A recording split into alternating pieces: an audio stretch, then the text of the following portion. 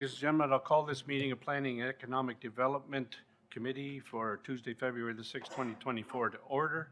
Madam Clerk, can we do the roll call, please?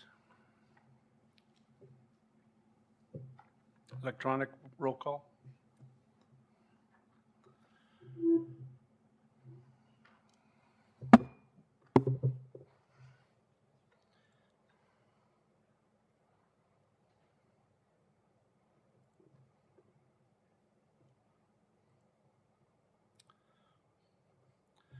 Any declarations of pecuniary interest by members of committee? Seeing none, can I have a motion to adopt the minutes of our meeting from January 9th, 2024, moved by Councillor Shahid, seconded by Councillor Kerr. Any comments, questions, or otherwise?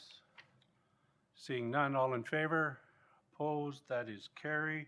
There are no statutory public meetings. We have a presentation to start.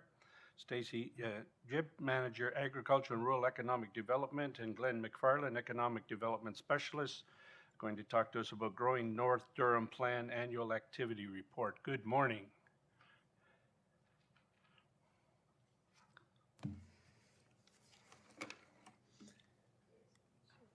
Over to you. Thank you. Good morning, Chair and members of committee. My name is Stacy Jibb. I'm the Manager of Agriculture and Rural Economic Development. Joined today by Glenn McFarland, our Rural Economic Development Specialist. Today we'll be delivering the annual activity report for the Growing North Durham Plan. There's also a corresponding report in today's agenda package for more information. So as some background, the 2023 to 2027 Growing North Durham Rural Economic Development Action Plan was endorsed by Regional Council in early 2023. It sets out goals and actions to support economic growth across North Durham to 2027. The Growing North Durham Plan is a subset of the Ready Set Future Plan and supports implementation of the region's broader strategy for economic development and tourism. At the time the plan was endorsed, a commitment was made to provide annual reports to all of the councils in North Durham as well as this committee. To date, we have reported to all 3 North Durham councils to highlight key activities advanced over the past year and plans for the coming year.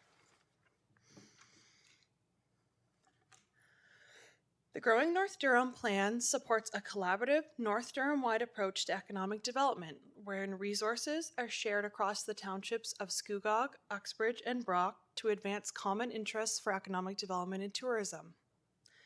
The delivery of economic development programming in North Durham relies on collaboration between the region, the townships, and business support organizations like the Chambers of Commerce, Boards of Trade, and BIAs. Regional Economic Development staff maintain regular communication with township staff to advance matters relating to economic development. The ongoing collaboration between the region and the townships has been integral in the implementation of the plan so far. The Growing North Durham Plan is structured under 3 pillars: people, places, and prosperity. Each pillar includes goal areas and actions that support a community-driven approach to economic development. The following slides will highlight key activities completed within each pillar and plans for the coming year. At this point, I will pass it over to my colleague Glenn for the remainder of the presentation.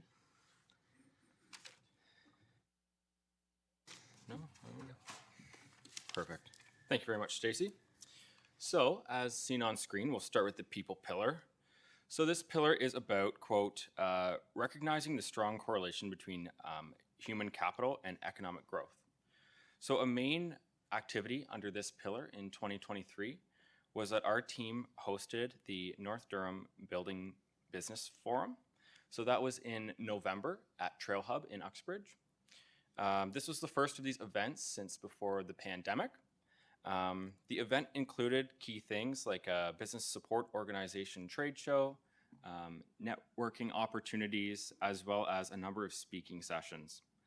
So there is a report included in the agenda package today that goes into more detail on this event, so we'll be happy to answer any questions on that as this meeting goes on. Next, under this pillar, we regularly share information and resources with the local business community.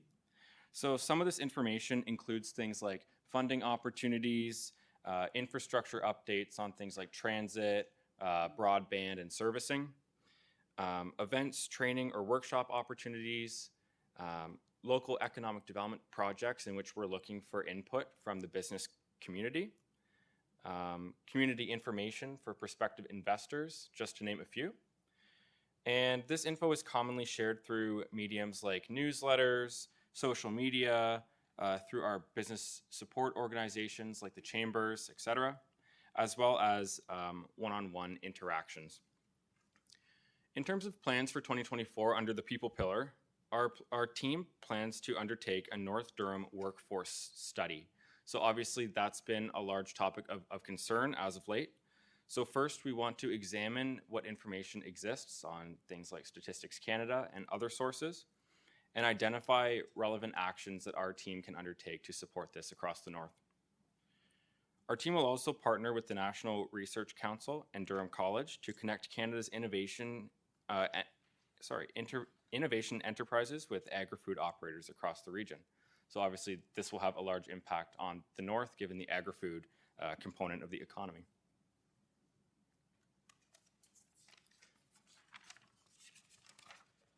If we move on to the next slide, it's the Places pillar. This pillar is about highlighting and strengthening North Durham's unique qualities of place that stimulate meaningful connections with the community. So under this pillar, our team ensures that North Durham is represented in region-wide events and initiatives. So examples of these include things like Collision, the Shop Where You Live, Shop Local campaign, Gather at the Farm, Invest Durham's weekly careers roundup, including key opportunities in the region's key sectors. So our group ensures that North Durham is represented in all of these initiatives. Also under this pillar, we have a focus on the downtown areas across the North.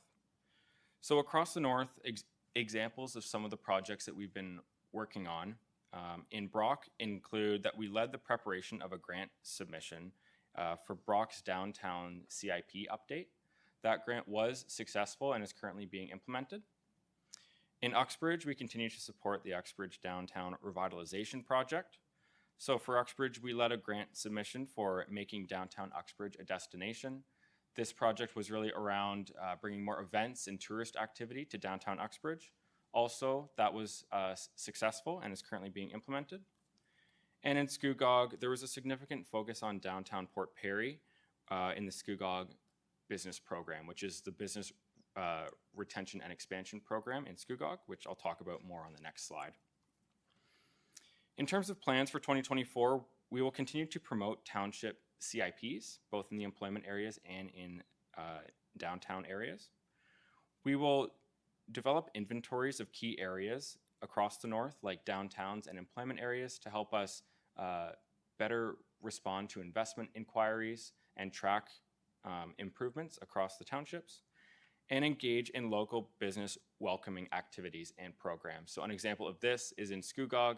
We're launching, in conjunction with the local Economic Development Advisory Committee, a welcome wagon program for any new entrepreneurs that open up across town. And moving on to the prosperity pillar. This pillar is about business retention and making informed decisions to encourage and enable economic growth. So a large project under this pillar in 2023 was that our team developed, launched, and continued to maintain township-specific business toolkits. So new info continues to be added to these toolkits to this day. This committee may recall we provided a walkthrough of these toolkits in the spring of 2023, and they continue to be a useful tool. Our team also responds to investment inquiries on behalf of the Northern Townships. So this goes for both region-wide inquiries as well as those that come directly to the townships. We always work with the local development services contacts to ensure that those sites that we're putting forward are a good fit. We did have a good success across the North in 2023 in terms of investment, as the Tessera Group will be constructing their corporate HQ in the Port Perry employment area. The Tessera Group designs, fabricates, integrates, sells, and services automated packaging solutions to a wide variety of clients. We also conduct program-related and ad hoc support to new and existing enterprises. So an example of program would be the Scugog Business Program, which I mentioned. That's the Business Retention and Expansion Corporate Calling Program in Scugog. So our team has heavily supported this program, which consists of one-on-one interviews with business owners from across Scugog. We had the opportunity to participate in more than 40 interviews, and now we're entering into the data analysis and action planning stage. In terms of ad hoc support, we're getting a lot more inquiries from new or prospective entrepreneurs since the launch of those business toolkits that I mentioned. My contact information is at the bottom of those, and that's really been a catalyst for more inquiries, which has been great. In terms of plans for 2024, our team is in the process of implementing interactive tools that will live on the Investorum site. These tools will feature socioeconomic info at both the local and the regional level. We also plan to continue to support business retention and expansion efforts, as well as work with local development services staff to conduct an investment readiness self-assessment. We feel we've come a long way in terms of the information and processes that are available when new investment inquiries come through, but we do feel like there is improvements that can continue to be done there. So we're going to conduct that self-assessment with staff to identify some next steps. So with that, I will go ahead and open it up to questions, and thank you very much. Thank you, Glenn. Stacy, questions to the presentation? We have Councillor Kerr. You always have Councillor Kerr asking questions at this committee. I love this stuff. Thank you for your presentation. I always look forward to what you bring forward from the bus, or USB, as I like to call it. So I was going to ask you what the NRC stood for, but then you came out and explained the National Research Council. So I'm pretty excited about that. What are some of the things that are, and may be coming out of that work with Durham College and the NRC that will benefit agri-food and the agricultural sector in our region? Yeah, so through the chair, that program is really led by NRC or IRAP, Industrial Research Assistance Program, and Durham College, and we're a supporter.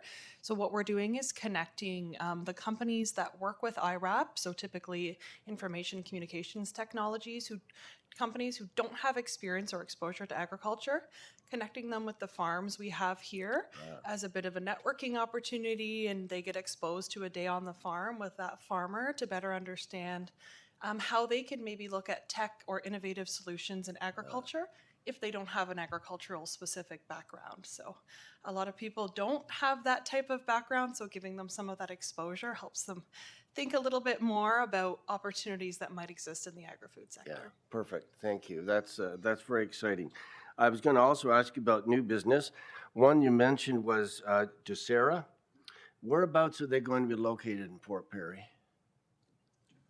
Yeah, so they'll be located at the corner of Northport Road and Reach. So that's on the north end of the employment area. Okay, good. Thank you. It's, as I say, it's always a pleasure. And thanks for your great work, and thanks for helping to build up our north. Thank you, Mr. Chair. Thank you, Councillor Kerr. Councillor Pickles. Thank you, Chair. Thank you for your presentation. You mentioned welcome wagon for new businesses, and that made me think a lot of new businesses, particularly small businesses, are home-based business, and they may be a bit of a incubator type business that might grow later to a storefront or retail or hiring more employees and that. So when we talk about welcome wagon and talk about reaching out to businesses and that, are we, what scale are we on? Do we contact small businesses? Are we aware of small businesses, or only if they get a home-based business license? I just want, particularly in some of our smaller urban areas, I think there's a lot of home-based businesses that could be medium-sized and large businesses later. So I'm just kind of interested in what we do with them. Yeah, that's a great question. So through the chair, we have talked a lot about home-based and how that is a large part of the economy. A lot of times they are difficult to identify. I think a lot of times they like to go under the radar. There are, of course, some who do that as a starting point, looking to launch off. And we're exploring ways to identify them so that they can be provided that same information that we're looking to provide to the business owners that open on Main Street or anywhere else. So home-based is definitely on the radar, but when it comes to the Welcome Wagon program and identifying the new businesses that come to town, because there really isn't a business license that every business needs to get, we're going to be going through different sources like the ECDEV committee, the Chamber of Commerce, the BIA, word of mouth to identify who is going to get a welcoming. And a lot of times home-based who want to get discovered will pop up, and then those who don't sometimes just won't. So we're looking at ways to identify them. There's other ways. I know that the Durham Region Business Count tries to identify them as much as possible, which helps us get it in an inventory. But it is definitely a challenge to identify them. But when they want to be, then we'll definitely be there. Okay. Well, I appreciate hearing that. And I mean, maybe one idea, maybe you already do it, is when you're speaking to our lower tier economic development people, and sometimes in Pickering, we have a number of those businesses who are registered. You're right, they don't all register, but some of them do. But anyway, thank you. Thank you. Thank you, Councillor Pickles. Councillor Shaid. Thank you so much. Wonderful presentation, excellent work. I just wanted to know, and most of my questions have been answered, and thank you, Councillor, for asking them.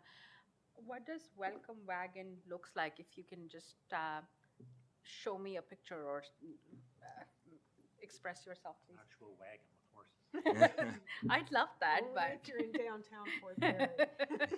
but if you can just simply explain it to me briefly, please. So through the chair, this is actually a program in North Durham that started in the township of Brock, and it was an actual wagon. Like they had a small red wagon that was made. They would sort of fill it with resources, and actually the committee would go out and some members of council and welcome businesses. So that was really sort of where the idea originated, and they did that for many years in Brock.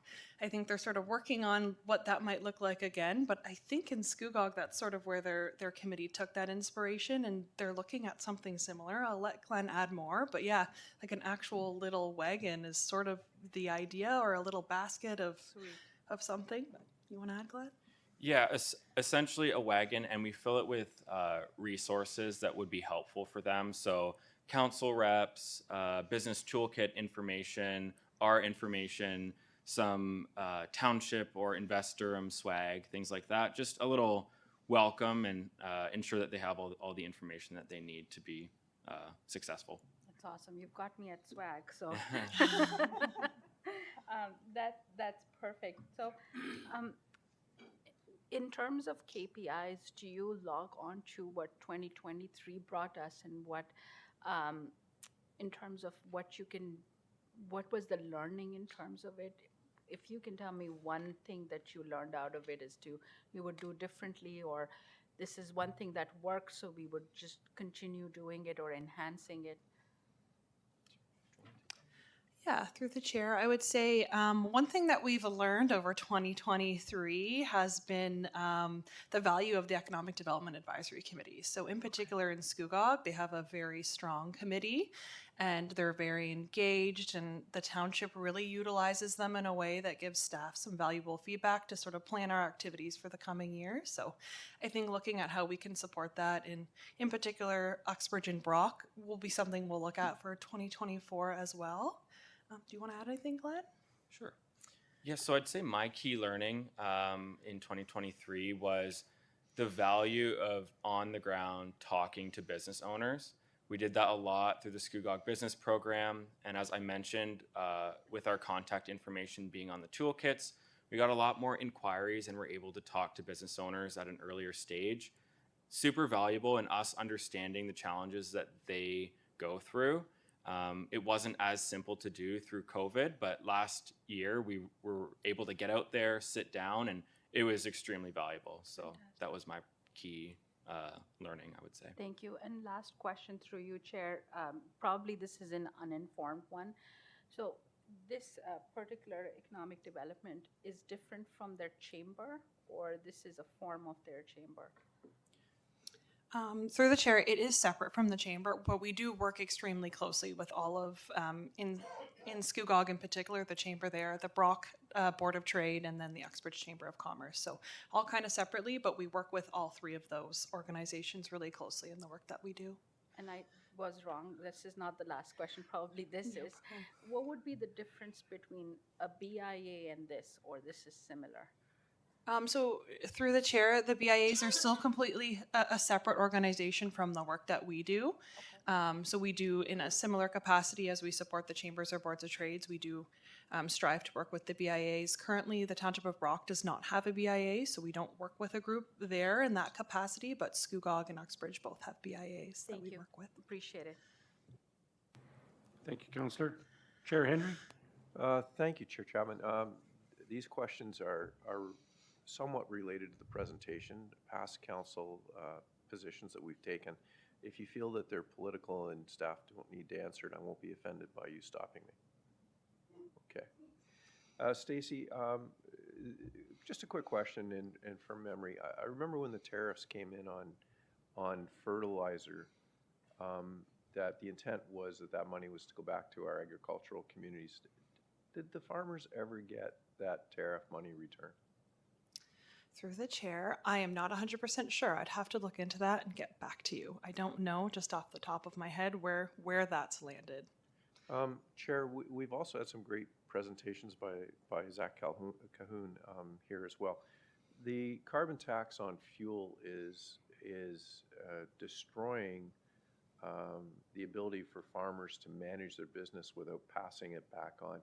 Is there support across the country for a removal of the carbon tax related to agricultural products and fuel for farmers? Through the chair. I'm not sure exactly to say that there's support across the country, but certainly amongst the agriculture community, they have been doing a lot of advocacy work, both at the provincial level through the Ontario Federation of Agriculture and at the national level, the Canadian Federation of Agriculture. And I know DAC has pushed forward some resolutions related to that as well. So I don't know if there's sort of a final answer on that, but it is still a work in progress, and there are some senators at the national level who are working quite hard on that type of file. So I don't have a clear answer for you, but Didn't the Quebec farmers just do a blockade on the Quebec legislature? Similar thing, what was that, a couple of weeks ago? Yeah, thank you. And my last question is the increased costs in fuel and the increased cost in fertilizer added about 33% to the price of a loaf of bread. If they were removed, then, and the rebates or the appropriate rebates made, would and this is the political part, you don't have to answer, the cost of food would go down in this country. I've heard Zach say that for sure. So, Mr. Chair, I wonder why a price of bread is so expensive. I just really can't figure that one out, but those are my questions. Thank you. I think you partly know why bread is expensive, Mr. Chair, yes. Mayor Watton. Thank you, Mr. Chair, and through you to Stacy and Glenn. First off, thank you for presenting yesterday to our council. There was lots of great questions there as well, and welcome all the feedback. And I would be remiss if I didn't say just thank you for all that you do for us. Much of the work is invaluable to the northern municipalities, and truly we appreciate it. With respect to the welcome wagon, I believe yesterday you mentioned that new businesses and small businesses sometimes contact you for bylaws, zoning, so on and so forth. Would that be a way of helping track potential businesses for the welcome wagon, per se? yes, through the chair, absolutely. I think that's a great idea, and I know the Economic Development Advisory Committee is sort of looking at the process and how that will roll out, and Glenn's been very involved in that. So, is there anything you want to add, Glenn? But yeah, I think that's a great idea. Yeah, exactly. We're going to be looking at all sorts of different ways to identify. So that sounds like a great one. And also, as I said, word of mouth. We have folks on Facebook and different ways to understand who's coming to town. So yeah. That's how I find out about them too, Facebook. Second question, and this might reflect to the report. I'm not sure if it was in your presentation, but it says build business inventories of the North Durham, build a more standardized approach to the business visitations. I'm assuming that is, you're looking at that as a result of the business retention that you have just, or are working on. But then you say to standardize the retention programming. Is that also reflecting just the way you're going out and reaching the businesses? So changing that programming, is that what you mean through that? Yeah, so through the chair, exactly. And we kind of have used the Scugog business program as a bit of a pilot. So we're running it in Scugog to see how it works. And then ideally use that exact same model in Uxbridge and Brock so we can develop a bit of a baseline across the north. And we're doing a standardized approach in all 3 municipalities. So Scugog's sort of been our first one that we've been working on, and it's been super successful to date. So yeah. Thank we'll you. be looking at And that. correct me if I'm wrong, we've done one in Scugog once before. That's correct, 2013, I think. Okay. Yep. Okay. I'd be interested offline to hear what the different feedback is. Me compared too. to- Yes. Okay, and again, just thank you very much for everything you do for the North. Perfect. Thank you. Thank you, Mayor. Mr. Chair. Councillor Neal? Yeah, thanks, Mr. Chair. I don't know if you want to call North Oshawa North Durham too, and probably they should get the same amount of protection in regards to agriculture out there. There's still some farms. So as long as you're, like you know about that there are some farms in North Oshawa still. Am I okay in mentioning that to you, Mr. Chair, to Stacy and Glenn? I think they know that there's farms in North Oshawa, same as there is in Pickering. And this is more about the business retention in the three communities. I'm not sure having knowledge that there's farms there brings it back to this report, but do you have a specific question about it? About the presentation? Yeah, like I guess my question is that there's some farms that do have issues in North Oshawa, and they probably will be contacting you. So, thank you. Yeah, and I'm sure Stacy and Glenn, anybody that reaches out to them in the agricultural community, regardless of whether they're north of Highway 7 or south, I'm sure Stacy and her staff would deal with them as best they can to assist them in whatever they need. And Stacy and Glenn are both shaking their head yes. Absolutely, yes. Does that answer? Does that help you out, Councillor Neal? Yeah, it does. Thank you, Mr. Chair. You're welcome. Seeing no other questions, thank you, Stacy. Thank you, Glenn. Very informative, and keep up the good work. Keep punching at those townships up there in the north, right, Mayor Watton? Right? Thank you so much. Make them more prosperous, right? Because it helps all of us.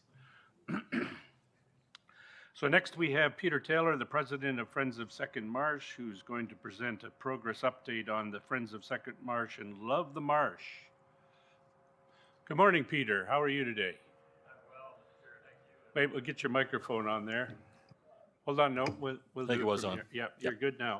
Okay, Peter, when you're ready, go ahead. Thank you, Mr. Chair and members of this committee. We're delighted to be here, and I'd like to give you some information about Friends of Second Marsh and an update on our financial endeavors in 24 and beyond. We're celebrating, as the region is this year. We certainly celebrate the 50th anniversary of the region, and it's wonderful that it's here.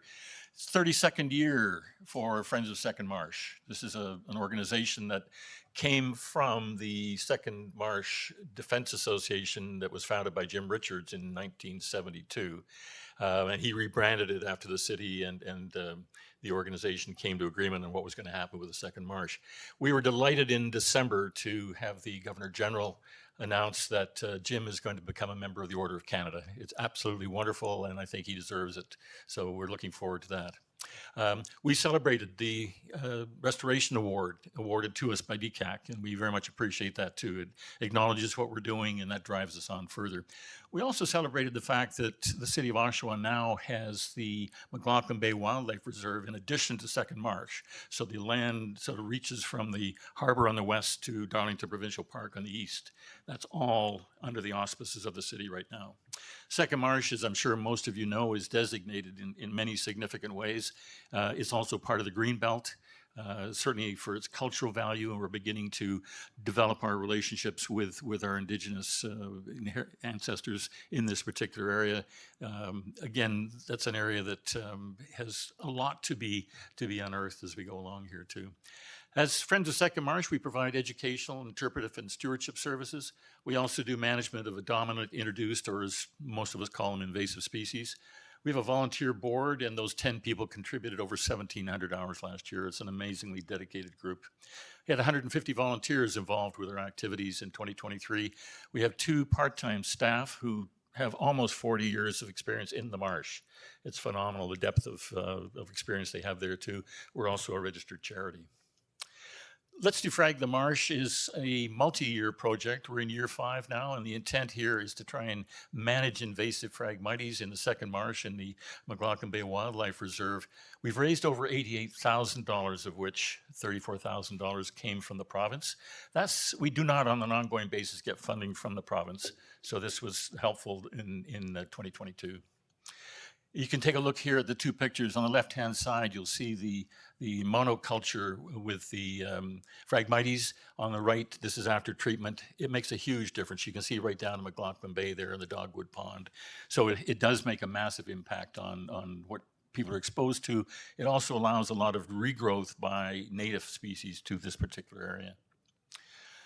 We couldn't have done this by ourselves, and for a number of years we've had a very good partnership with Ducks Unlimited, CLOCA, and the City of Oshawa. And at this time we're in the process of finalizing a 4-year service agreement with the city, which will give us some basic operating funding as well as provide us with an office and access to meeting space. We very much appreciate that from the city. The Love the Marsh campaign is an ambitious campaign. We launched in October 2023. We're targeting $500,000 over 5 years. To date, we've raised over $20,000, and we have pledges for another $20,000. So we're building some momentum here, and it's exciting to see it happen. Amongst our priorities, outreach, ongoing, obviously our education, upgraded signage. If you've been down there recently, the signage is worn. It's still helpful, and it needs to be upgraded, and we'll look at doing that. We think in terms of tying more of an Indigenous knowledge and approach to the signage and the area too, so that's exciting. Viewing platform up the top right corner, some of you may have seen that viewing platform GM built years ago on the east side of the marsh. That had to come down. It had seen its best before date, and so it has to be replaced. We think there's a pressing need for a rest area with toilets. Our staff and visitors go down to the marsh, and there is nowhere other than nature to take care of themselves, and we need to make that a little more sophisticated. The McLaughlin Bay Wildlife Reserve entrance you see in that picture on the right, it's an interesting structure. Once again, it's tired, and it really needs to be replaced in a way that has people think this is really quite an organization or an area we're walking into. And obviously our continued plant stewardship as well, so lots to do. The Durham Environment and Climate Forum was an amazing gathering of people, and we were delighted to be there, both for the award we received, but also for the thoughts it triggered for us. And one of the things we came away thinking about more was carbon sinks, and the need for more of those if we're going to try and deal with some of the climate change crises we're dealing with. The left-hand side is a picture of what was a wonderful wooden boardwalk through the swamp in the Ghost Road Bush area. Any of you who ever walked that can never forget it. It was so fascinating what you could see when you were there. If you look on the right, the area between the Ghost Road Bush dark line running horizontally and the Bob Mills boardwalk below was full of emerald ash, and they were spectacular, and they're all dead. Emerald ash borer came in and just destroyed it. And quite rightly, the city closed the trail because we didn't want anybody to be endangered walking on it. I'd love to see that reforested. I think that's got a huge potential to increase its capability as a carbon sink, and we'd like to talk about that. It's a massive undertaking and one that there's no way we could even touch on our own, but we'd like to see what we could do collectively. The future, we recognize that protecting nature is our best defense. We're up against some serious biodiversity loss, and climate change is evidenced everywhere right now, especially look at California and the east coast of Canada, devastating storms. We think that for the region, the Second Marsh and McLaughlin Bay Wildlife Reserve has a significant role to play, both in terms of doing what we can with respect to climate change and also to market its ecotourism. It's got an amazing area. We get bird watchers coming in from all over the place to look here, and just people coming off 401 to walk in a path. It's a break between here and driving to Montreal or Kingston. So we would welcome an opportunity to work with the region in terms of what we might do to turn this whole area into an even more exciting magnet for people coming into our region, as well as having an environmental impact. So we would welcome any and all of you to join us for a tour, and we typically take people down. If you've got an hour, we'll take you through the marsh, and most people come back with eyes bigger than when they left. So thank you, Mr. Chair. Thank you, Peter. Questions? We'll start with Councillor Kerr. No surprise there. So, Peter, thank you, and thank you for coming with your colleagues this morning. It's always a pleasure to hear about the marsh. I just have one area I wonder if you could give us some information on. Ecotourism, or ecotourism, depending on how you wish to pronounce it. What sort of numbers are you aware of in terms of the types of people that visit the marsh, and for what reasons? Thank you for the question. Through the chair, we have an amazing cross-section of people, to say transient people going through on 401. Violetta and I were there the other day, and this couple said they pulled off 401 because they Googled something to do as they were driving east, and then came down and walked in the marsh for 2 hours. We have, as I said, bird watchers who come in from Kingston with lenses that are this long. It's phenomenal, the number of people that come in looking for something because Birds Canada said there's something in the marsh that you might want to come and take a look at. Specific numbers I do not have. I could ask my colleagues if there's anything they would add to my comments.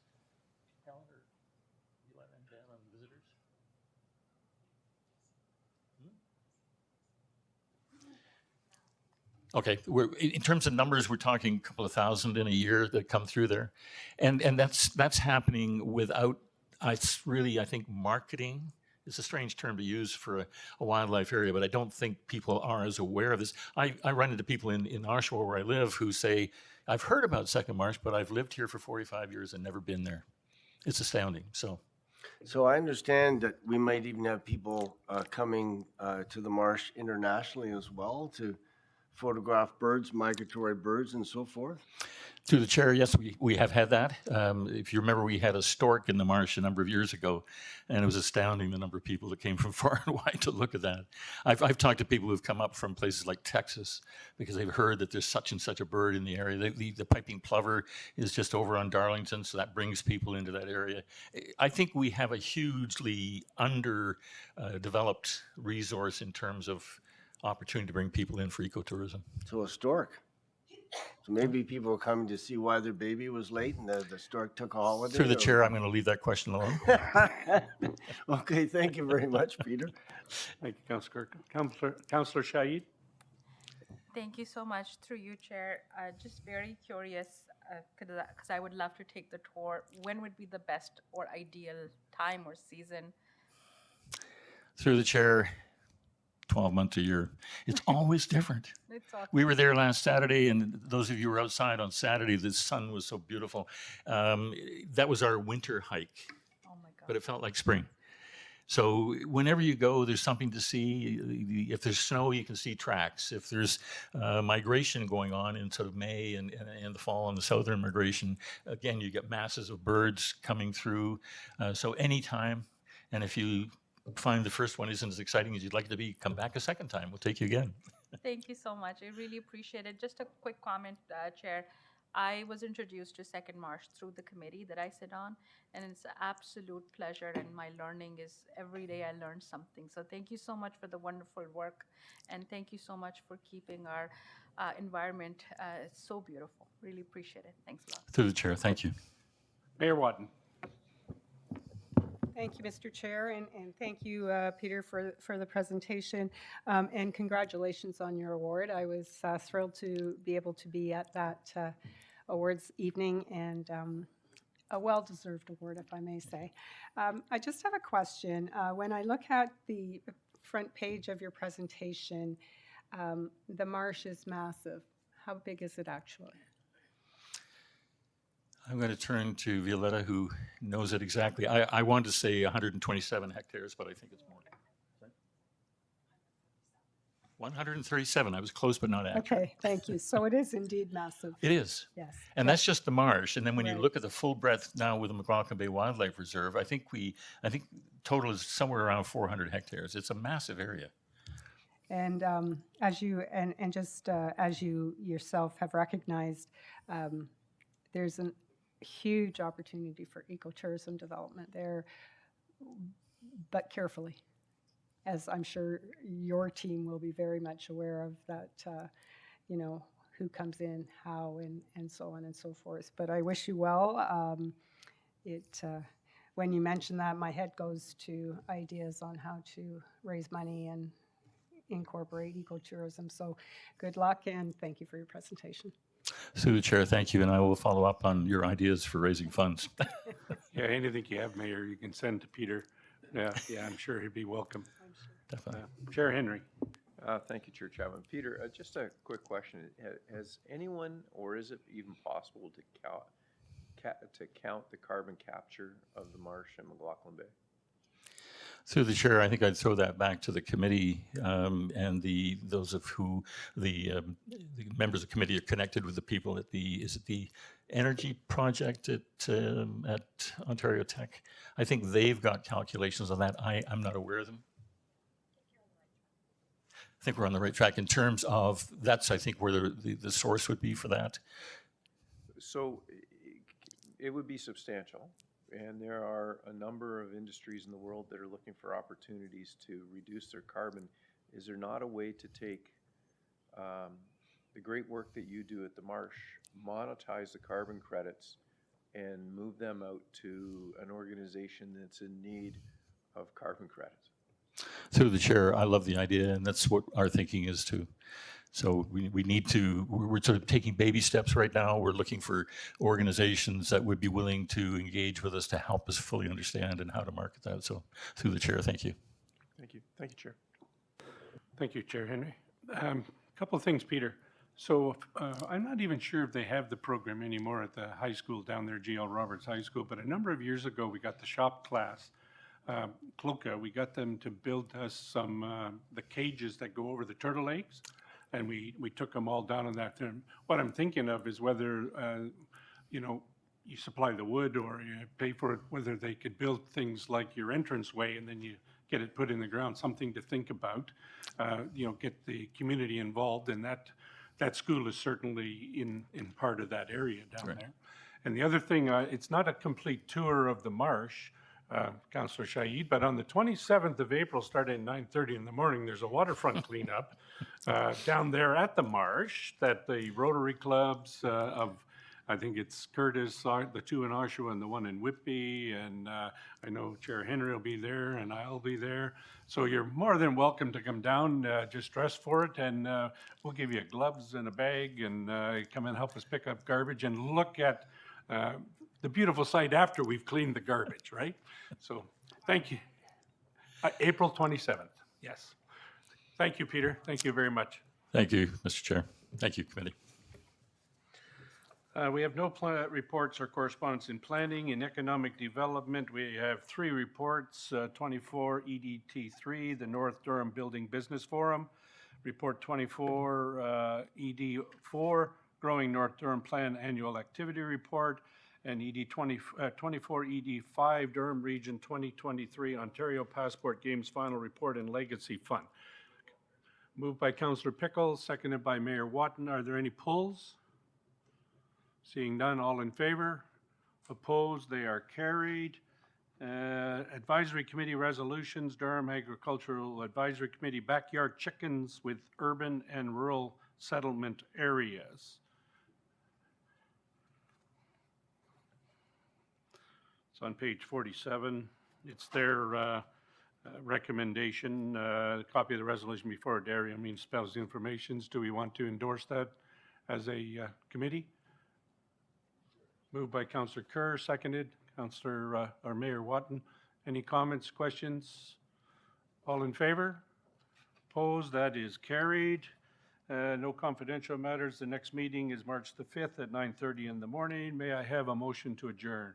Councillor Shaid, Mayor Watton, all in favor? Opposed? That's carried. Thank you. Councillor Pickles, there's something up here for you to sign.